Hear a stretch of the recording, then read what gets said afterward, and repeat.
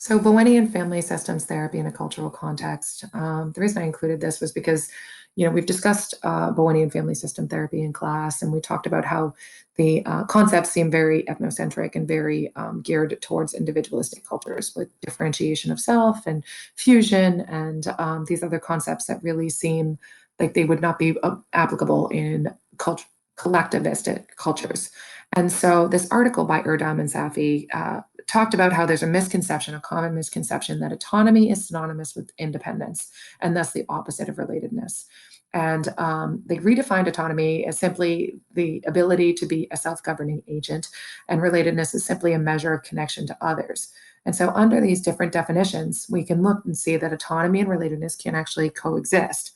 And so they also discussed how autonomy and relatedness and individualism and collectivism can occur on continuums. And so these different continuums make up a person's self-construal.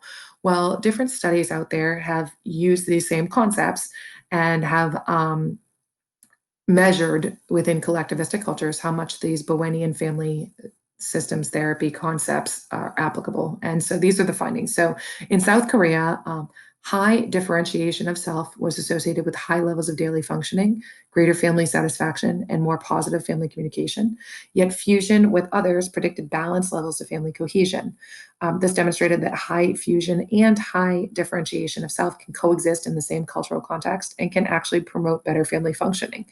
And then in the Philippines, which was a study done with Filipino couples and adult children, they found that low differentiation of self predicted both trait anxiety and psychological distress among family members. However, fusion with others was unrelated to either aspect of functioning. And so Erdam and Safi included this quote that I felt was very applicable.